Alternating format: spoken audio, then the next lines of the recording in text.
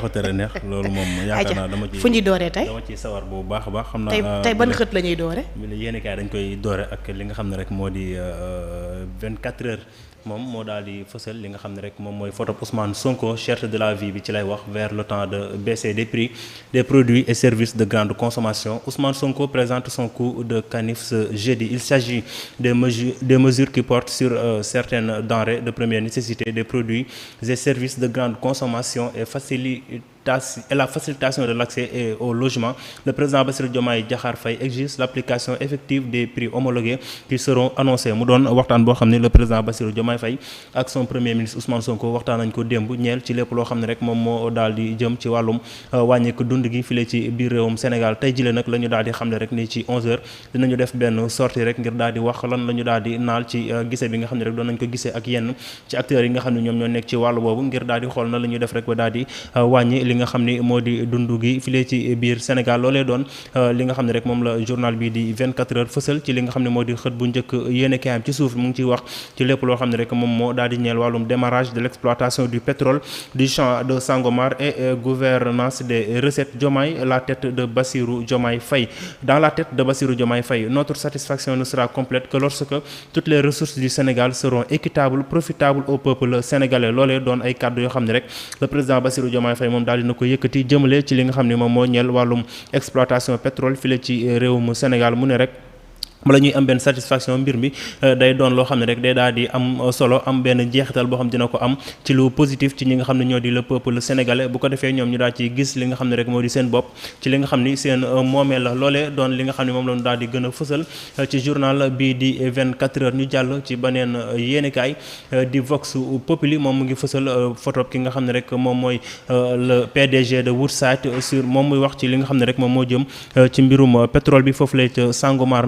Fait le point face aux analystes de grands groupes financiers internationaux Goldman Sachs, Morgan Stanley, UBS, EP Financier. La qualité du brut de Sangomar est similaire à celle d'Oman et John Sverdrup nekk foofu la ca Norvège. Loolee nag mooy ay kàddu yoo xam ni ki la di le président directrice générale bu Woodside moom moo koy yëkkati rek di àddu jëmale ci li nga xam ni moo di la qualité du brut de Sangomar. Moom mu koy tëkkale ak yenn yoo xam ne rek moom moo nekk file ci àdduna bi mel ni rek day tagg li nga xam ni moo di pétrole bi nekk file ci biir Sénégal. Ba tey journal bi di Vox Populi mu ngi desandi ci wàllum pétrole boobu bi la nag dafa poser ab question muy la SAR est-elle dans les plans de Woodside. Doon question boo xam ne rek moom daal na ko poser waaye tontu bi nga xam ne rek am nañ ko ki la di Mick O'Neill di PDG bu Woodside moom la mu xam ne rek mooy le brut sera principalement traité par des raffineries en Europe et en Asie. Maanaam daal brut bi fa ñu koy traité foofu la ca Europe lay doon ak ci réewum Asie. Ñoom ñooy daal di yor lépp lu jëm ci wàllum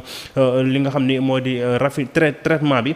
Moom la PDG bu Woodside di xamle. 2 premiers cargos de brut ont déjà trouvé acheteur revêt-tel. Maanaam daal jamono ci am na ñoo xam ne ñu ngi waxaale li nga xam ni moom mooy cargo yu jëm ci wàllum brut boobule. Moom nee na am na ñoo xam ne rek ay acheteur la ñu ngi daal di addu jëmale ci nañ ña li def ba daal di jënd boobule pétrole. Diomaye et Sonko ont reçu un échantillon du premier brut. Maanaam le président Bassirou Diomaye Faye démb daal dinañu ko présenté foofule ca palais de la République li nga xam ne rek moo di pétrole bi ñuy daal di exploité foofu la ca Sangomar. Moom nag le président ak le premier ministre Ousmane Sonko ñoom daal dinañu jot seen premier échantillon. Loolee doon rek benn pas boo xam ni pas bu am solo la boo xam ni jamono ji Sénégal moom mu ngi koy daal di franchir. Loolee doon ay kàddu yoo xam ni le président Bassirou Diomaye Faye moom moo ko daal di yëkkati di ñaan rek ñu daal di veiller bu baax a baax ci li nga xam ni moom moo jëm ci exploitation optimale et transparence du pétrole et du gaz fii ci biir réew mi ba ñi nga xam ne rek ñoom ñooy génération actuelle ak génération bu future daa ci mën a gis seen bopp ci li nga xam ne moom mooy seen moomeel jëmale ci lépp lu ñeel wàllum pétrole fii ci biir Sénégal. Loolee doon li nga xam ne moom la journal bi di Vox Populi fësal ci xët bu njëkk yéene kaayam. Ñu jàll ci beneen journal di l'Indépendant. Moom mu ngi fësal lépp lu jëm rek ci mbirum rapport Banque mondiale 2024 situation économique du Sénégal. La croissance projetée à 7,4%. Loolee la journal bi di Indépendant fësal ci li nga xam xam ne rek moo di xët bu njëkk yéen kaayam. La Banque mondiale a présenté hier son rapport annuel sur la situation économique du Sénégal. La croissance économique du Sénégal s'est montée résilient en 2023, une croissance économique moins de 7,4% entre 2024 et 2026 contre 4,6% en 2023 attendu selon la Banque mondiale. La volonté des nouvelles autorités de renforcer la transparence et la gestion des finances publiques est une opportunité qui conforte les perspectives économiques positives du Sénégal à moyen terme. Loolee doon xibaar yi nga xam ne rek moom la journal bi di indépendant jëmale ci lépp lu ñeel wàllum rapport bu Banque mondiale 2024 jëmale ci situation économique bu suñu réew mi di Sénégal. Ba tey ci journal bi di indépendant moom tamit daal dina fësal mbirum ICS ak mbirum Ibrahima Fall mi nga xam ne ab chauffeur la boo xam ne rek ay ñaari chinois ak benn sénégalais ñoom ñoo ko doon dóor. Journal bi di indépendant nag daal dina ci def ab taxaw seetlu la mu ñu xamal rek mooy ñaari chinois yooyu ak benn sénégalais bi ñoom jamono ji ñu ngi ci loxo yoon daal dina leen yóbbu foofule ca prison ñu war a jàkkaarloo ak ñi nga xam ne rek ñoom ñoo leen war a àtte le 26 juin bi la ñu daal di jëm. Loolee doon mbir yi nga xam ni journal bi di indépendant moom daal dina ko xamle ci xët bu njëkk yéen kaayam. ñu jàll ci beneen yéenekaay di Le Regard moom dafa def ab taxaw seetlu jëmale ba tey ci li nga xam ne rek moom mooy exploitation pétrole ak gaz file ci biir Sénégal. Moom la mu titré mooy le président veut une gestion intelligible. Comité d'orientation stratégique du pétrole et du gaz. Le président de la République a félicité le gouvernement, notamment le ministre de l'énergie, du pétrole et des mines, mais également les groupes Petrosen, les partenaires Woodside Energy et tous ceux qui ont contribué à la réalisation de ce projet entamé en 2027. L'objectif de cette session sera d'actualiser la stratégie nationale de développement et d'exploitation des ressources pétrolières et gazières tout en veillant à la bonne répartition et à l'encadrement de la gestion des recettes issues de l'exploitation des hydrocarbures. Loolee doon ay kaddu yoo xam ne le président Bassirou Diomaye Faye moom daal dina ko yëkkati gannaaw rek ba mu daal di féliciter ñëpp ñu taqe ñëpp ñu laale ci li nga xam ne moo di exploitation bu pétrole bi ba mu daal di agsi ci li nga xam ne rek moo di production bi. Moom daal dina leen jaajëfal waaye itam di jéem a teg ay session yoo xam ne rek dina mën a ñeel lépp lu jëm ci nan la ñuy def rek bu gën a suqali li nga xam ne moo di exploitation bu pétrole bi mu am sécurité waaye itam askan bu Sénégal moom daal di ci gis li nga xam ne rek moom mooy seen bopp. Ci journal bi di Le Regard ba tey moom daal dina fësal photo Tata muy transport en commun les prix flambent. Loolee la daal di xamle ci li nga xam ne rek moo di xët bu njëkk yéenekaay bii di Le Regard. ñu jàll ci beneen yéenekaay di Antenne Quotidien moom mu ngi fësal photo mel ni rek Bassirou Diomaye Faye mu jàkkaarloo ak ñi nga xam ne ñoo di gouvernement am ñuy waxtaan baisse du coût de la vie la ñuy waxtaanee ci lu ñeel rek lépp lu jëm wàññi ak dund file ci biir Sénégal nga xam ne soxal na lool askan bi jamono ji ñu koy xaarandi tey jii sax ci 11h ñu xamal ni dinañu def benn sortie ngir daal ci wax ak ñi nga xam ne ñoo di askan bi ak naal yi nga xam ne rek ñoom daal nañu ko naal ci daje bi ñu doon daje ak acteurs yi.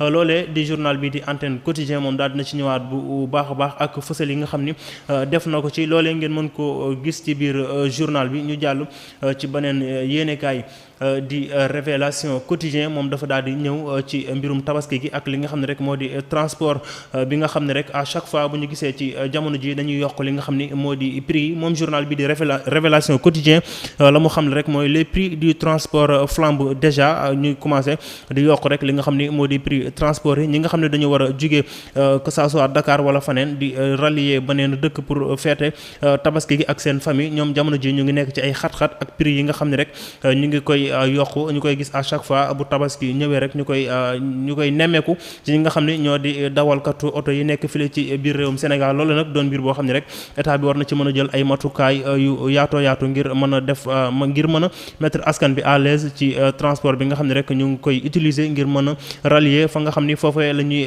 passer fête bi. Loolee journal bi de Révélation daal dina ci def ab taxaw seetlu. ñu jàll ci beneen yéenekaay di Enquête yéenekaay moom dafa ñëw ba tey itam ci wàllum pétrole ak gaz bi comme ñi ko ñëpp di defee. Moom nag la mu daal di fësal ci xët bu njëkkam rek mooy chance et piège la daal di def ab taxaw seetlu jëmale ko ci li nga xam ne moo di pétrole ak gaz bi nga xam ne mu ngi feeñ jamono ji ci suñu réew. Moom nag la mu xamle mooy avec le pétrole et le gaz le Sénégal peut renforcer sa place dans la géopolitique mondiale.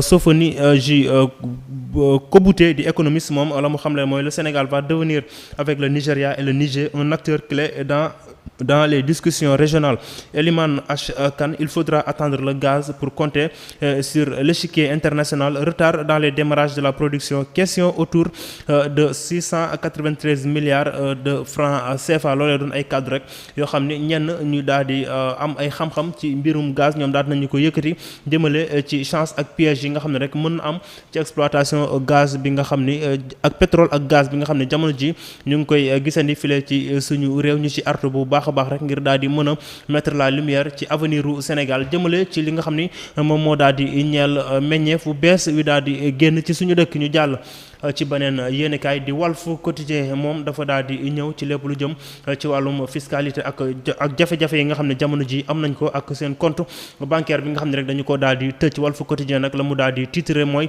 le fisc bloque les comptes de Walfadjri. doon nañ ko waxtaanee léegi ak jafe-jafe yi nga xam ne rek moom daal dina fa am foofule ca biir Walfadjri ak jamono ji subvention yi jëm ci wàllum tabaski ña fay liggéey ñoom ñu daal di koy téewandi ba at mi moom yaakaaruñu ñu jot ci benn yoon lu leen doon ay problème yoo xam ne ñoom ñu ngi koy dénoncé di xam ne rek dañu leen a andil ab ATD jëmale ci atum 2016 ba atum 2018 ndax daal fay ñu li nga xam ni moom moo leen war ci wàllum impôt tax autorités yi daal di jël ay matukaay rek dem tëj li nga xam ne moom mooy seen ay compte ngir rek daal leen di mën a pousser ñu daal di fay loolee nga xam ni moom la ñu amal li lay di gafak ak Sénégal loolee doon li nga xam ni moom Walf Quotidien moom la daal di fësal ci xët bu njëkk yéene kaayam. ba tey ñu des ci journal bi di Walf Quotidien ak chroniqueur bii di Ousseynou Gueye moom dafa daal di ñëw rek àddu ci lépp lu ñeel la baisse des prix moom nag la mu ci xamle mooy baisse des prix attention au simple effet d'annonce mu doon benn xalaat boo xam ne rek moom daal dina ko ci am ci ni ñu ko doon gisee ci état yi nga xam ne rek ñoom dañu fi doon jaar annonce rek la doon ci lépp lu ñeel wàllum baisse des prix moom nag mu ngi artu ñi nga xam ne rek ñoo di gouvernement bu bees bi mu bañ a doon ay wax rek mais mu doon mbir boo xam ni ñoom dañu koy daal di appliquer ngir daal di mën a mettre à l'aise ñi nga xam ni ñoo di askan bu Sénégal. ñu jàll ci beneen yéenekaay di l'Observateur moom dafa ñëw ci rapport renversant entre religieux ak politique la mu ci xam ne rek moom journal bi di l'Observateur mooy de la révérence au désamour, la parole religieuse à l'épreuve des réseaux sociaux, marabout ou jeunes entre confiance et méfiance. Sur 100 personnes interrogées, 61 sont insensibles à l'influence des guides. mu mel rek jamono ji kàddu yi njiital diine yi nekk fii ci biir réewum Sénégal dafa commencé di wàññeeku jëmale ci ñi nga xam ne ñoom ñooy les jeunes fii ci biir réewum Sénégal. ñu koy gis à chaque fois bu kilifa waxee ñoom ñu ci teg ay kaddu rek ngir démentir ko wala wax ci leneen loo xam ni weñ bu ci dal daal di dee. loolee la journal bi di l'Observateur ñëw taxaw ci rapport bi nga xam ne rek daal dina renversé wu jëmale ci religieux yi ak ñi nga xam ne ñoo di mbirum politique file ci biir Sénégal. ñi nga xam ne ñoom ñoo daal di sekk mbirum politique bokk file ci biir Sénégal. ba tey ci journal bi di l'Observateur daal dina fësal photo ki nga xam ne rek moo di Serigne Mboup di ancien DG Petrosen qui avait conduit les premières négociations et paraphé les contrats au cœur des négociations sur le pétrole. moom Serigne Mboup mi dafa doon koo xam ne rek daal dina ci bay waar bu am solo. loolee tax ki lee di l'Observateur daal def ab taxaw seetlu jëmale ci mbir yi nga xam ne rek moom daal dina ko def boobee ba tey ñu des ci journal bi di l'Observateur mu daal di fësal photo ki nga xam ni moo di Gabrielle Kane doon ab féministe doon kuy xeex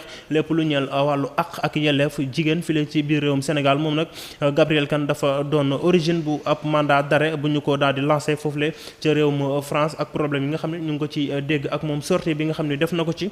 loolu lépp mu ngi ci biir journal bi di l'Observateur. ñu jàll ci beneen yéenekaay di Source A moom dafa daal di fësal ñaari mbir ba ci njëkk mooy le coup KO contre la presse en gestation, les comptes bancaires de Walfadjri bloqués, ceux du groupe Futurs Médias, de D-Médias et de la RTS dans la ligne du mire du gouvernement de Ousmane Sonko qui cherche du fric à tout va. loolu doon li nga xam ne rek journal bi di Source A moom daal dina ko fësal mu doon jamono ji presse bi ak jafe-jafe yi nga xam ne ñu ngi koy dund rek jëmale mu jugee ci état bi mu jëm lépp lu jëm rek ci wàllum fayum impôt. jamono ji ñu ngi gis ne rek ñi la di Walfadjri, D-Médias ak groupe Futurs Médias ak ñu ci mel noonu jamono ji ñu ngi dund ay jafe-jafe yu métti jëmee ci li nga xam ne rek ñoo di fayuk impôt. ba tey ci journal bi di Source A moom mu ngi fësal photo njiital réew mi ak son premier ministre Ousmane Sonko. Situation économique au Sénégal, l'endettement explose à 80,8% du produit intérieur brut. maanaam daal endettement bi dafa explosé ci lu ñeel wàllum 80,8% ci PIB bu Sénégal. La dette publique totale a atteint 80,8% du PIB en 2023 contre 76,0% en 2022. Cet endettement expose le pays à un risque modéré de surendettement d'externe et global avec une capacité très limitée à absorber les chocs. Cette augmentation, selon le rapport, est principalement due au surfinancement du budget 2023 à 4,6% du PIB. Résultat, estime la Banque mondiale, la mobilisation des recettes domestiques est essentielle pour que le Sénégal puisse réaliser ses ambitions en matière de développement. Loolee doon kàddu yi nga xam ni journal bi di Source A daal dina ko yëkkati jëmale ko ci li nga xam ne rek moo di bor yi Sénégal daal di amale. Autorisation spéciale de prise en charge dans les cadres de l'examen du bac loolee tamit journal bi di Source A moom daal dina ci wax. Ousmane Sonko gàtt les correcteurs mel na rek moom njiital gouvernement bi dafa def ay mbir jëmale ko ci ñi nga xam ne ñoom ñoo yore lépp lu jëm ci wàllum correction ci examen boobule di baccalauréat. ñu jàll ci beneen journal di Point Actu moom dafa daal di ñëw ci li nga xam ne rek moo di préparatif Tabaski dans les bastons de l'Alliance pour la République di APR. Les dignitaires de l'ancien régime introuvables ñoom ñi nga xam ne rek ñoom ñooy les dignitaires bu ancien régime bi di APR ñoom jamono ji dañu daal di réer ni mër. Professeur Moussa Baldé, ancien ministre et patron de RUR en France, où il est intronisé à l'Académie des sciences, belles-lettres et arts de Rouen à Matam, sorte de Bastille de l'APR. Mamadou Demba Sy, responsable politique, constate l'absence des anciens ministres et DG à Matam. Les responsables ne sont plus sur le terrain depuis la dernière présidentielle. La silence volontaire des dignitaires apéristes est-il dicté et aggravé par la soixantaine d'audits annoncés par le Premier ministre. Mu mel ni rek ñi nga xam ne ñoom ñoo daal di àndoon ak le président Macky Sall jamono ji kenn gisatu leen. Loolee nag journal bi di Point Actu daal na ci samp ab laaj muy laaj rek ndax audit yi nga xam ni moom le premier ministre Ousmane Sonko daal di annoncé nekkul li waral tax ñoom ba tey ji ñu daal di réer kenn xamatul fan la ñu daal di nekk. Loolee doon taxaw seetlu bi nga xam ne rek journal bi di Point Actu daal di na ko def jëmale ci boobu la mbir. ñu jàll ci beneen journal di Stades moom dafa daal di xëy fësal photo Sadio Mané di star équipe bu Sénégal. moom nag jamono ji mu ngi nekk foofu la ci Arabie Saoudite. Journal bi di Stades nag dafa daal di xëy samp ab laaj la mu laaj rek mooy quel avenir pour Sadio Mané, maanaam daal Sadio Mané ay guddeem jamono ji ak ëllëgam fan la daal di mën a féete. Journal bi di Stades daal ci intéressé bu baax a baax samp ci ab laaj ngir rek daal di xam Sadio Mané fan lay mujjee ci li jëm ci wàllum carrière bu football bi nga xam ni ci lay yëngatu. xam naa fi la ñuy yem ak yéenekaay tey Ndeya di la jaajëfal di jaajëfal ci teewlu bi ak yaro gi nga xam ne àndal nga ko ba suba ak jàmm incha allah. léegi dañuy waxtaan rek ci njëkk ak teraanga. man su ma ci àndut ak yaru lan lay àndal. da ngaa bëgg wax rek maa xamee beneen jikko. non yooyu dama ko wax fii di ko xam naa dañuy tàggatoo waaye balaa ñuy tàggatoo démb dañ ko waxtaanee mu mel ne tey journal yi dañ ñu dégg. muy wàllum prix bi ñu nar a yokk ci biir les oto ñi nga xam ne dañu war a julli ji. donc ak jafe-jafe yi nga xam ne jamono ji ñu ngi koy rencontré xanaa ñu alerté waat rek ñun sonn nañ. démb ba tey ñu ngi wax démb wax nañ ci.